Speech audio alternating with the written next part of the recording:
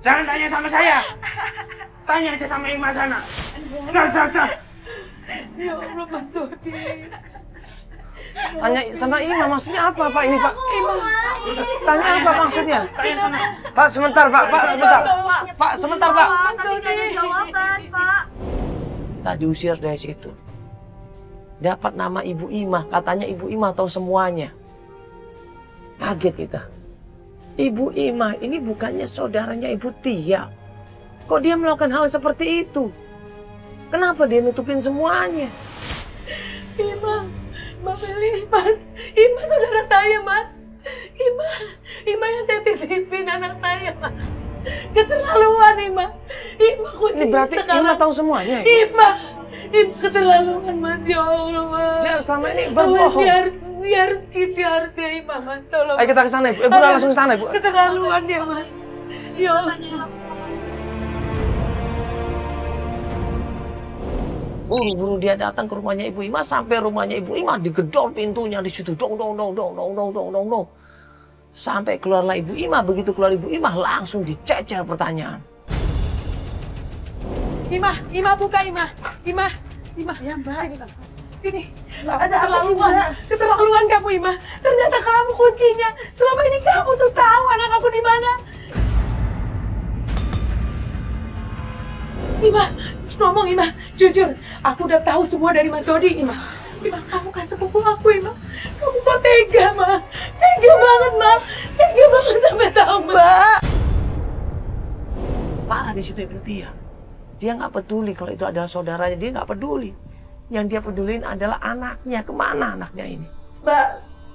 Mbak tahu kan suami saya sakit dan nggak sembuh-sembuh, itu karena ulah suami, Mbak.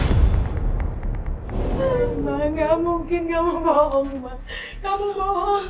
Mbak. Intinya kamu tahu anakku di mana. Eta di mana udah. Mbak, saya diancam sama Mas Toto. Saya nggak mau keluarga saya kena korban, Mbak. Suami saya hanya berusaha menyelamatkan Eja, Mbak. Makanya dia sakit, Mbak. Karena melindungi Eja, akhirnya apa? Ibu Ima yang jadi korban. Suaminya tiba-tiba sakit dan kemudian stroke. Nggak bisa bangkit, nggak bisa jalan. Tumbang, hanya bisa tidur coba. Itu yang diceritakan sama Ibu Ima. Dia percaya bahwa gara-gara melindungi Eja, akhirnya suaminya yang kena guna-guna, suaminya yang kena dukun. Astagfirullahaladzim. Enggak, Ima. Bohong semua itu. Sekarang Mas Toto udah nggak ada, Ima. Mas Toto udah meninggal. Ancamannya nggak berlaku, Ima. Aku yang jamin, Ima. Nggak ada, Ima. Tolong bantu aku ketemuin Eja, Ima. Mas Dodi cerita semua, kamu tahu di mana Eja, Ima. Di mana Eja? Ayo antar aku, pokoknya antar aku. Mas dia tahu, Mas. Ima, bantu aku. Ibu sebentar, Ibu. Ima. Anak aku, Ima, ya Allah. Anak semata bayang aku, Ima. Kalau sampai Ima bantuin aku jadi korbannya, Mbak. Mas Toto udah nggak ada, Ima. Tolong, Ima, tolong, Ima. Kita desek, kita tanya terus, kita kejar terus. Akhirnya Ibu Ima ini ngaku, ada, anak kamu ada. Saya tahu tempatnya. Dia nggak jadi mengorbankan Eja, Mbak. Ibu harus yakin, Ibu harus yakin bahwa segala sesuatu yang berbau dengan syirik itu nggak mungkin bisa benar, Ibu. Nggak mungkin bisa mengalahkan kebenaran, Ibu. Tolong, Ima. Ya. Ibu harus percaya sama Allah, Ibu. Itu nggak ada apa-apanya, Ibu. Ibu yakin sama Allah, ya. Ibu kasihan, coba Ibu, ya, anaknya, Ibu. Coba Ibu, ya. Dia pengen ketemu sama anaknya. Dia udah berjuang mati-matian, Ibu. Dia udah kehilangan suaminya. Sekarang anaknya nggak ada, gimana perasaan Ibu? Ya. Sakit itu Allah yang beri, Ibu. Bukan karena guna-guna atau bukan karena yang lain, bukan. Coba Ibu, coba tolong Ibu. Ya, coba tolong Ibu bisa memahami ini semuanya. Tapi, Mbak, sekarang di mana Eja, Ibu? Antarkan aku, Ima. Tolong antarkan, Ibu. Aku mau ketemu Eja, Ima. Ibu. Tolong Ibu ya Allah. Tolong Ibu ya Allah, Ibu. Bantu aku ya Ibu. Bantu aku ketemu ya Ibu. Bantu aku. Temuin aja ya. Antar aku Ibu. Antar aku ya. Iya. Ibu mau antar. Ya. Ibu tolong, Ibu tunjukkan di mana Eca. Ibu tahu tempatnya. Tahu Ibu. Tunjukkan di mana tempatnya Ibu. Ayo Ibu. Di mana Ibu? Tunjukkan tempatnya. Ayo Ibu.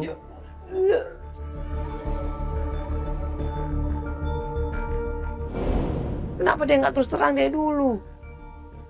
Akhirnya Ibu Ima cerita dia minta maaf. Ayo saya tunjukkan di mana Eca. Dia ada di sebuah rumah. Dia ada di sana. Ayo kita ke sana.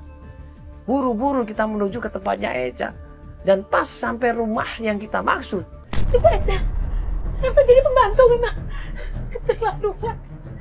Keterlaluan. Kamu jadi pembantu Ibu.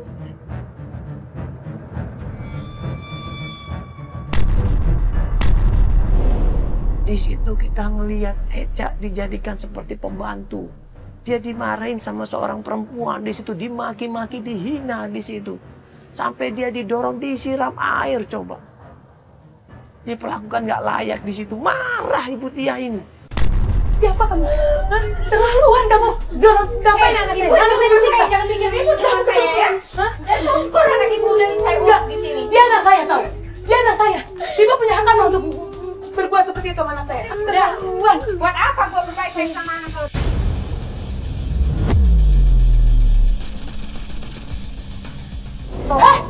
Udah nggak usah pukul-pukul. Udah cukup gua urusin di sini. Dinikahin sama Pak Dia tuh Setia. anak-anak.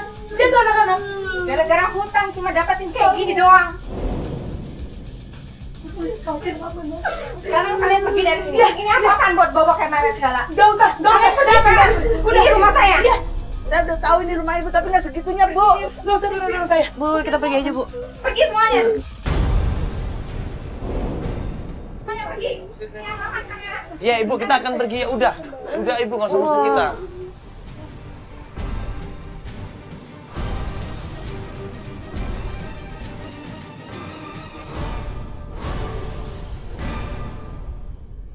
Alhamdulillah ya Allah.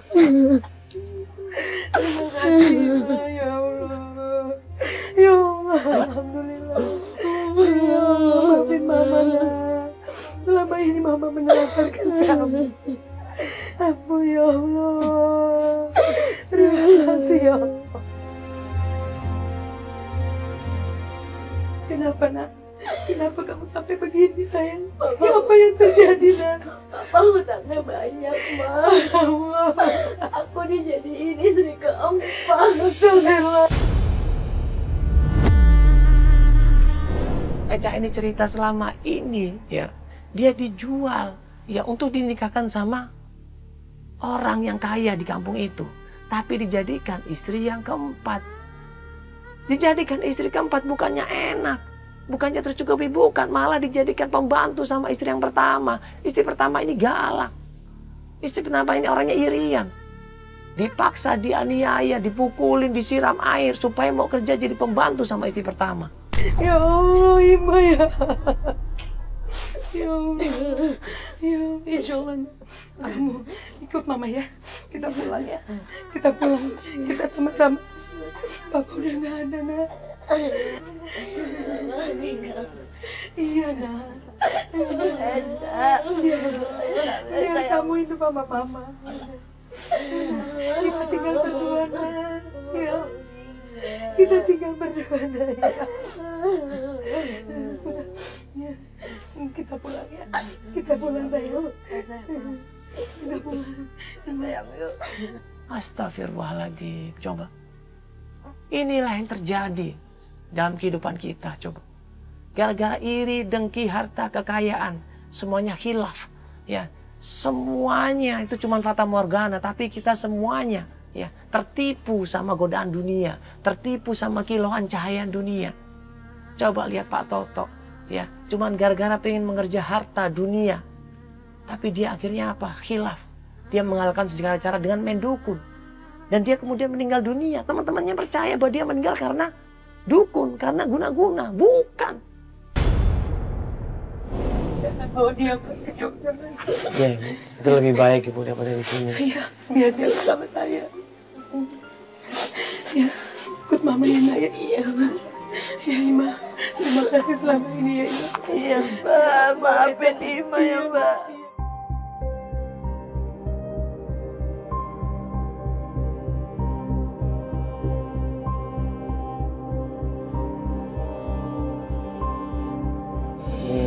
Menghalalkan segala cara untuk mendapatkan rezeki yang tidak benar itu, astagfirullahaladzim, itu zolim namanya. Ya, mengorbankan anak sendiri cuman buat untuk mendapatkan rezeki dan untuk membayar hutang-hutang. Kalau kita yakin ya, bahwa rezeki itu datangnya dari Allah, rezeki itu udah diatur oleh Allah, rezeki itu porsinya sudah ditempatkan oleh Allah, kenapa kita harus takut? Ya, setiap orang punya rezeki masing-masing. Tinggal kita berusaha dan berdoa, insya Allah kita akan dikasih rezeki yang berlimpah. Kita nggak usah pernah takut, kita nggak usah khawatir bahwa Allah memberikan rezeki itu tepat pada waktunya. Ya, tidak pernah terlambat dan tidak pernah telat, tapi insya Allah tepat pada waktunya. Mohon pamit ya, insya Allah kita ketemu lagi di episode berikutnya.